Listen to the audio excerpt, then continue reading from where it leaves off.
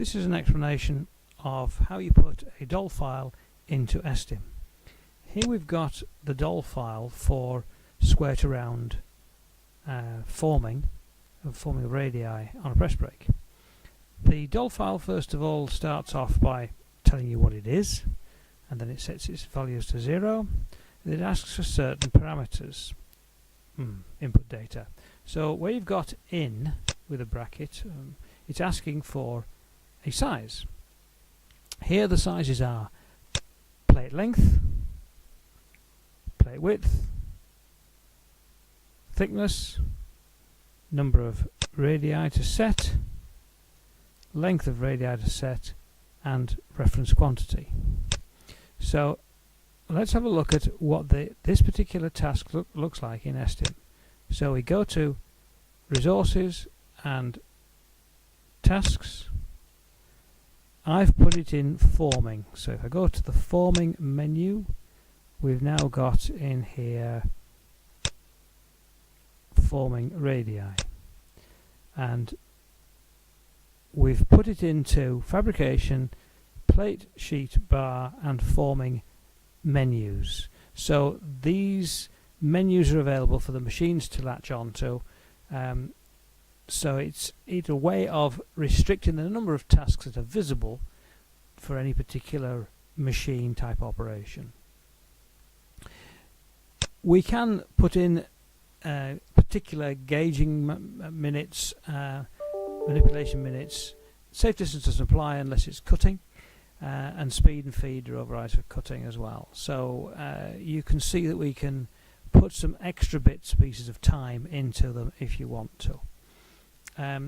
If it was cutting, you've got a choice between roughing and finish cutting materials, and you can have a tool. You can then tell it which task to chain onto if you want to. Like have center drill followed by drill automatically, or you might even have center drill, drill, and tap. So from one task it chains onto the other and takes the sizes through from one to the next. It saves the input time and time again. Here we've got the prompts. Go to the top and you'll start to recognize the length, width, and material that we had before. So let's just go back to our sizes. Here we've got that, and so we've got the two things together. Just minimize this, and then we can have them on the screen together. So length is the length.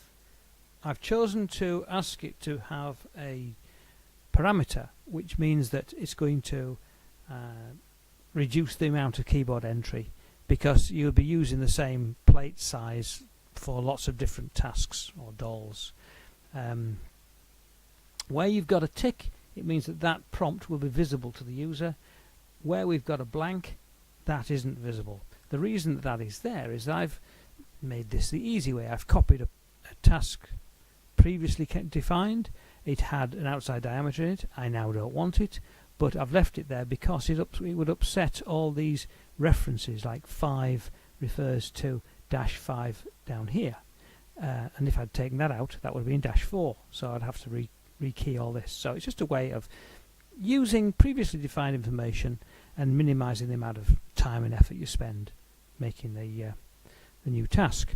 Things that aren't likely to be repetitive, like number of radii, length of to set, these can be left for the operator to enter at the time that he uses STIM.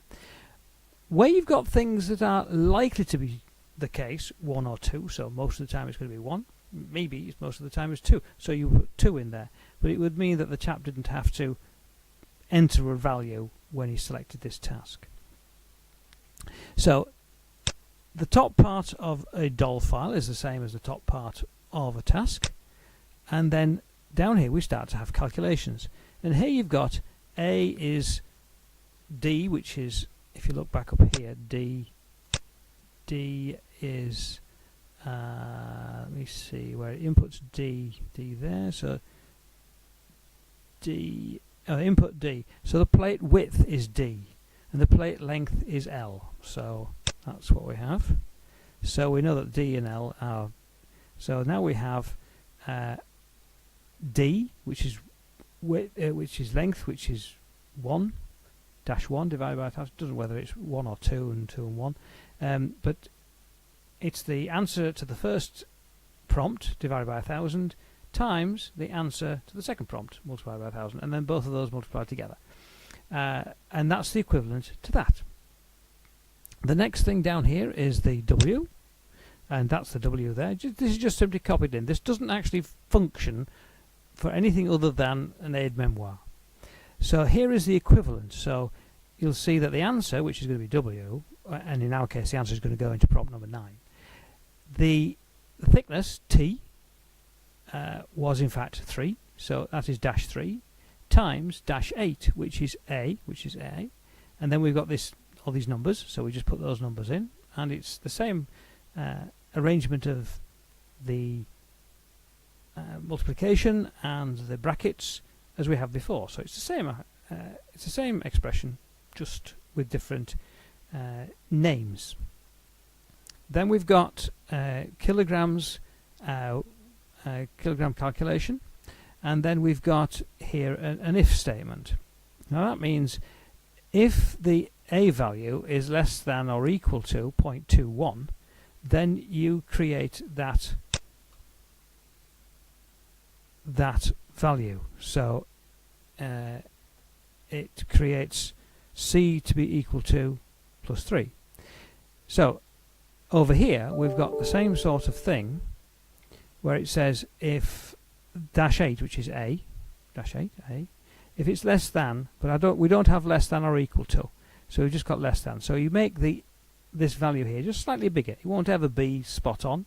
So if it's less than 0.121, then you have this is true. Now bear in mind that when that condition is met, if it's true, it gives an answer of -1, not 1. It gives an answer of -1. That's because that's how computers work. It is generally held that if a condition is true, the result is -1. So we're using the same arrangement as computer technology.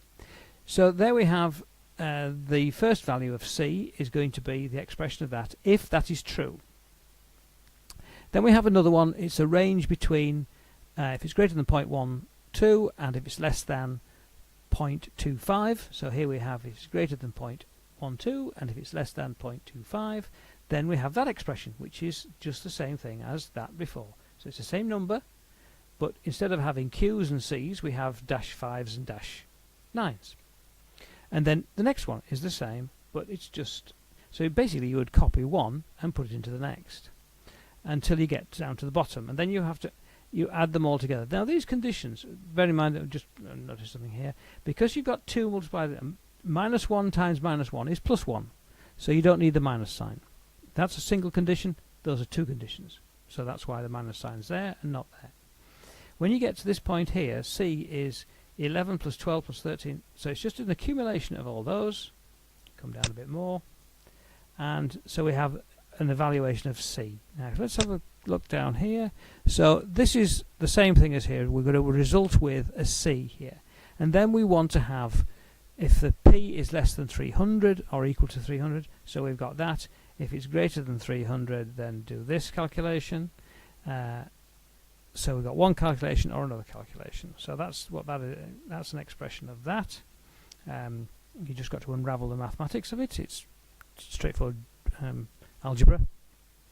And then we've got this other one, which if A is greater or equal to 2, then you multiply Z by 2, which is Z plus 18 plus, oh, where are we?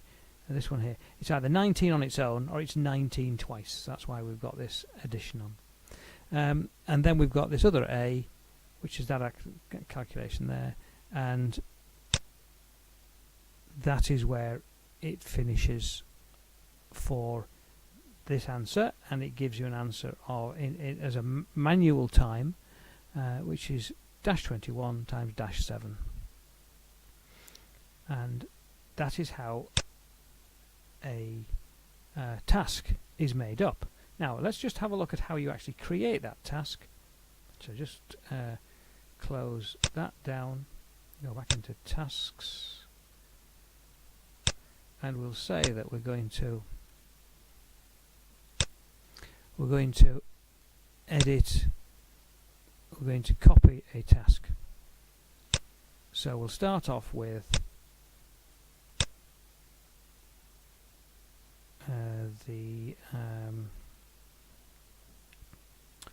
let me see, which one should we use? Might as well use the forming radii, which we've just been looking at, and we'll just put in call it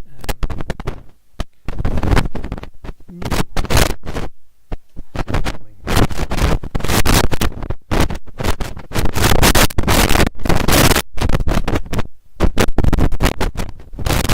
So if we do that, and if we now look, it will have put it back into forming. So we'll just look for new forming radii. There it is. And so we've now got all the prompts that we had before, and we can now edit them, delete them. So if I wanted to add in a new one, say I wanted to add something at the bottom here, so create new, and it puts another one in. So say copy this, Control C, go down to the bottom,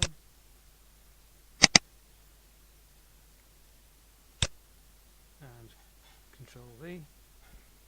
So Control C copies, Control V places in, and then we either decide whether it's going to be visible or not visible. If you don't want to have some of these in, you can go to there and delete them. Delete this prompt. Now bear in mind that it doesn't resequence these numbers here. So if you delete 9 like this, if you delete 9, delete that prompt, 9 has now got a different thing in its place. So if you use 9 here, it's not necessarily what you first thought of. So you just got to be a bit careful. It doesn't resequence. What it does do, however, as you change things around, is it does do a syntax check. So if you take up a bracket, it tells you that you've missed the bracket. So you've then got to put the bracket back on. So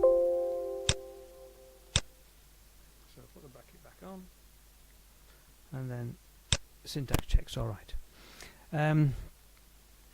So that's how you create a task from an old task, and that task is being based on a DOL file. It's better to consider the simple DOL files as individual tasks rather than go to a complex DOL file, which is the amalgamation of several DOLs. The point being that once you've got them into STIM, it's very easy to add one DOL onto another DOL, or one task onto another task, and because it accumulates the time in manual time, setup time, cutting time, rapid time, transfer time, then you don't need to have this complex algorithm of a DOL file, and you can edit things very easily inside these tasks. So that's as far as I need to cover the DOL files, and please refer to the other videos about how you use them.